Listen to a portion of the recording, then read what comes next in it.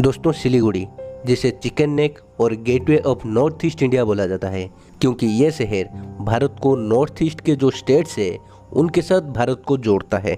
साथ में ये इंडिया का एकमात्र ऐसा शहर है जिसके साथ नेपाल, भूटान और बांग्लादेश अपने इंटरनेशनल बॉर्डर शेयर करते हैं। तो आज हम इस वीडियो में सिलीगुड़ी का इतिहास जानने की कोशिश करेंगे। उम्मीद है वीडियो को पूरा देखिएगा। तो चलिए शुरू करते हैं।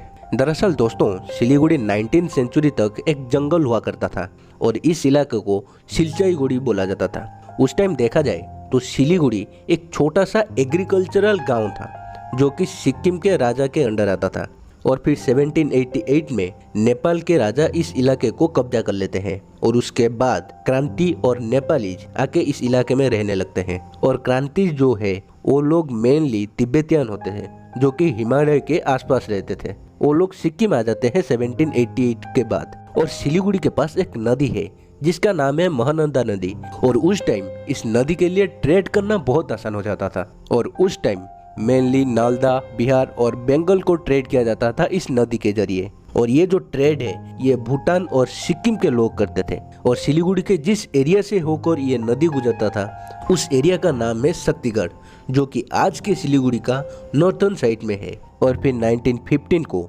ब्रिटेन और नेपाल के बीच जब ट्रीटी ऑफ सुगोली साइन किया गया तब से सिलीगुड़ी धीरे धीरे ग्रो करने लगा, क्योंकि ब्रिटिश ने इस एरिया को तब कैप्चर कर लिया था क्योंकि वो लोग इस एरिया से चाय का ट्रेड करना चाहते थे और उस चाय को वो ब्रिटेन एक्सपोर्ट करते थे। और इस एक्सपोर्ट को और भी ज़्यादा आसान बनाने के लिए सिलीगुड़ी टाउन रेलवे स्टेशन का स्थापना किए और फिर बाद में 1880s को इस रेलवे स्टेशन से दार्जिलिंग तक एक टॉय ट्रेन का निर्माण किए जो कि आज भी मौजूद है। और जहां तक बात है सिलीगुड़ी कॉरिडोर का, जिसे हम चिकन नेक बोलते हैं, वो 1975 को बना था जब सिक्किम इंडिया के साथ मर्ज हो गया था। और अगर सिलीगुड़ी का पॉपुलेशन का बात किया जाए तो 1950 से पहले बांग्लादेश और तिब्बत से बहुत सारे लोग आके सिलीगुड़ी में रहने लगे थे, इसीलिए सिलीगुड़ी का जो पॉपुलेशन है वो बहुत ज़्यादा हो गया था।